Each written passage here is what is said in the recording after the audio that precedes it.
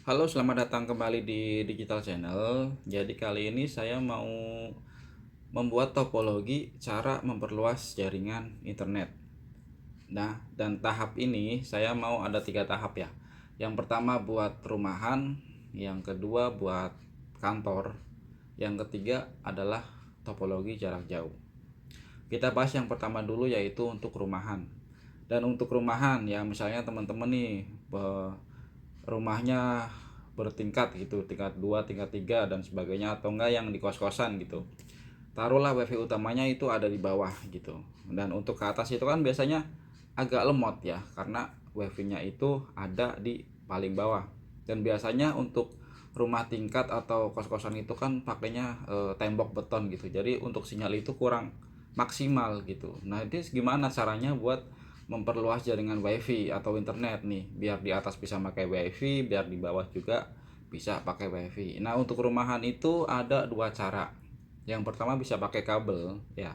Kalau pakai kabel teman-teman colok kabelan di internet utama, dan yang buat pemancar lagi yang taruh di atas bisa colok di bagian router. Jadi teman-teman beli router lagi untuk taruh di atas ya. Ini untuk mode yang pakai kabel ya. Kabel yang ya ukuran berapa meter tergantung teman-teman ya, tingginya kan berapa meter, kamar 2 kamar 3 kan, tergantung lapangan aja gitu. Jadi ya kabel itu ntar corok di LAN di internet pertama ya, dan yang selanjutnya untuk yang pemancarnya dicolok di modenya WAN. Jangan LAN ketemu WAN, itu nggak bisa dan itu nggak bakal bisa nyambung. Oke, itu yang pakai kabel. Yang kedua yaitu misalnya teman-teman ribet ribet mas pakai kabel ya kan. Masalahnya harus mantek tembok segala macem lah apa bla bla bla. Oke, teman-teman bisa pakai mode wish. Jadi teman-teman beli router lagi ya, beli router. Kalau tadi kan sistemnya pakai kabel ya, jadi colok colok colok. Kalau ini pakainya mode wish, jadi teman-teman nggak perlu pakai kabel. Router yang teman-teman beli yang mau buat di lantai 2 itu teman-teman setting di mode wish.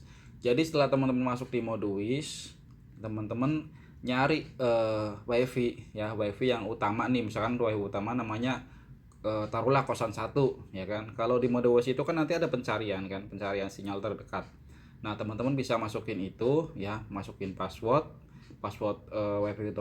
wifi utamanya apa, dan teman-teman bisa langsung pakai wifi di atas. Jadi di atas bisa pakai, di bawah juga bisa pakai. Selanjutnya sama aja, kalau misalkan rumahnya lantai 3 lantai 4 lantai 5 mau mode begitu bisa aja. Jadi dari lantai 2 nembak ke lantai 1, dari lantai 3 nembak ke lantai 2, dari lantai 4 nembak ke lantai 3, gitu aja seterusnya. Jadi nggak perlu pakai kabel gitu kan. Untuk rumahan ini nggak masalah kalau seperti itu. Oke, kita lanjut untuk yang apa sih namanya, perkantoran ya. Kalau untuk perkantoran ini agak sedikit ribet ya teman-teman. Enggak sih, tapi agak sedikit gitu, agak sedikit ribet. Kalau di perumahan mungkin nggak perlu ya yang namanya pakai switch hub atau pakai mikrotik gitu. Tapi kalau di kantor bisa juga nggak pakai mikrotik ataupun switch hub bisa. Cuman nanti kendalanya ya, kalau di kantor kan pasti PC-nya banyak kan, ada nggak 1 2 PC ya, bakal ada puluhan PC. Makanya teman-teman itu butuh yang namanya mikrotik dan switch hub. Nah, butuh gunanya mikrotik dan switch hub itu adalah untuk ngebagi bandwidth masing-masing PC. Kalau nggak pakai mikrotik ya, itu bakal bandwidthnya bakal tarik-tarikan teman-teman. Misalkan taruhlah 100 Mbps di ISP utama atau internet utama itu 100 Mbps ya kan. Terus yang make ada taruhlah 20 PC, 20 komputer gitu. Itu bakal tarik-tarikan teman-teman. Dari 100 Mbps itu bakal tarik-tarikan ya kan. Nanti kalau pas ada yang lemot ya, pas ada yang lemot pasti ada, maksudnya gini, nggak semuanya pasti lancar karena 100 Mbps itu dibagi 20 pasti tarik-tarikan, mana yang kuat mana yang enggak gitu. Nah, gunanya di sini mikrotik itu buat ngebagi, misalkan di lantai 2 ada berapa, taruhlah 10 PC. satu PC dikasih misalnya 10 Mbps gitu, tergantung pemakaiannya. Sebenarnya pemakaian itu komputernya buat apa nih, apa buat data doang atau buat apa, tergantung yang di lapangan aja. Tapi kalau untuk yang berat-berat bisa dikasih mungkin 40 Mbps begitu ya. Dan gunanya switch hub ini dari mikrotik masuk ke switch hub, jadi nanti ntar dibagi-bagi tuh, yang di ke lantai 1, ke lantai 2, ke lantai 3. Oh, oke Mas, mau nanya misalnya ini nggak bisa tanpa kabel ya gitu kan. Kalau untuk perkantoran harus pakai kabel ya. Jadi dia bandwidthnya itu apa ya namanya ya, lebih lancar aja gitu, maksudnya lebih lebih fokus aja gitu. Kalau untuk perkantoran pakainya wireless ya, itu oke lah, bisa bisa saya bilang bisa bisa banget. Cuman enggak rekomendasi, lebih bagus pakainya kabel ya, lebih bagus pakainya kabel, tapi kabel yang bagus, mungkin Belden atau apa, intinya yang bagus gitu.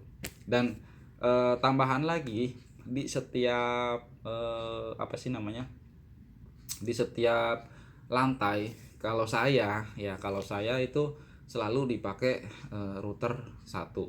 Kenapa? Jadi kalau saya ngecek jaringan di lantai 1, lantai 2, lantai 3, saya nggak perlu buka PC, tinggal ngebuka HP, oh lantai ini lancar, oh lantai ini lancar, oh lantai ini lancar gitu. Dan gunanya router itu di setiap lantai itu bisa dipakai buat HP yang pekerja karyawan ya. Kalau yang di sistem kabel untuk fokus yang ke komputer. Oke, itu saya harap yang kedua ini untuk perkantoran udah selesai teman-teman. Sekarang kita lanjut ke yang jarak jauh ya. Untuk jarak jauh juga ada dua juga nih, bisa pakai kabel, bisa juga pakai wireless. Kalau untuk yang jarak jauh ya, kita bahas dulu yang pakai kabel. Kalau teman-teman belum punya OLT, teman-teman tahu ya OLT ya, teman-teman bisa browser ya, bisa klik di browser Google ya, OLT itu apa gitu. OLT itu sama kayak HTB ya, jadi mengonverter dari kabelan ke fiber optik. Cuman kalau OLT ya, ini bedanya HTB sama OLT. Kalau OLT itu teman-teman harus main rasio, main redaman ya, itu sedikit agak pusing. Jadi kalau redamannya agak tinggi, itu pasti nggak bakal connect ke internet, routernya nggak bakal bisa dipakai buat koneksi ke internet, ke YouTube dan lain-lain ya. Kalau pakai HTB, teman-teman nggak perlu mikirin rasio atau redaman. Yang penting kabel fiber optiknya nggak putus ya, itu pasti bakal bisa connect. Cuman kalau jarak jauh pakai HTB itu pasti banyak kabel dan banyak colokan. Bedanya dengan OLT, satu kabel bisa dibagi 8, bisa dibagi 20 ya. Pokoknya ada plus minusnya ya, pakai HTB dan pakai OLT gitu. Dan untuk yang pakai kabel ya, yang pertama saya kasih cara. Yang pertama pakai HTB ya. Pakai HTB, cara menggunakan HTB sudah saya upload di video sebelumnya, silakan teman-teman bisa cek video saya. Yang untuk pakai HTB agak ribet. Yang pertama, kalau pakai kabel gitu harus ke tiang-tiang ya, apa tiang, karena otomatis kita kan nggak punya tiang ya kan. Kalau nggak tiang punyanya internet lain, tiang listrik segala macam, itu risikonya lebih bahaya teman-teman. Kenapa sih bahaya Mas? Ya karena kan itu tiang orang ya. Kalau kita naruh kabel kita di tiang-tiang mereka, boleh atau enggak saya nggak tahu ya. Intinya saya di sini cuma nerangin topologinya untuk memperluas jaringan internet gitu.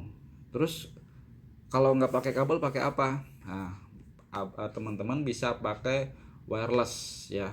Banyak kok untuk wireless begitu.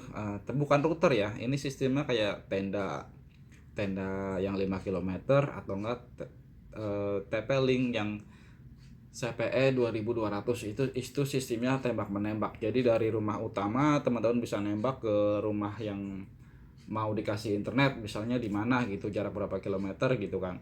Kalau memang pakai alat itu kurang worth it nih, untuk sinyalnya kurang kuat, teman-teman bisa ganti mikrotik yang LHG XL bisa, itu pancarannya emang bener-bener kuat banget. Cuma ada minusnya juga teman-teman. Minusnya kalau teman-teman lagi keadaan hujan banyak petir ya, teman-teman wajib pakai anti petir di situ ya. Kalau teman-teman nggak pakai anti petir, bahaya, alat teman-teman bisa kesambar petir kapanpun pas ada petir nyamber gitu. Jadi semua ada minus plusnya ya, ada plus minusnya. Bisa pakai kabel, lebih aman biasanya ya kan. Cuman ya ribetnya gitu, teman-teman harus narik kabel dari rumah A ke rumah B, jarak berapa kilometer, teman-teman harus nyari kabel tuh ya kan. Kedua, belum kalau kabelnya putus, kalau kabelnya gelintir dan sebagainya. Pokoknya semua kerja ada resikonya teman-teman.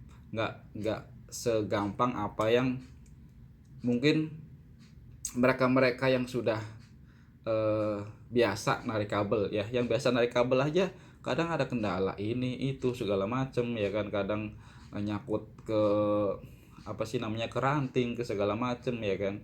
Dan yang pakai wireless pun kadang ada yang kena petir segala macam. Pokoknya semuanya ada plus minusnya ya. Oke, mungkin segitu aja video dari saya. Next kita bakal ketemu lagi di video selanjutnya masih tentang dunia internet. Terima kasih buat teman-teman yang sudah subscribe dan dukung channel ini. Terima kasih banyak. Semoga video saya bermanfaat. Jangan lupa subscribe, like, and comment. Bye bye.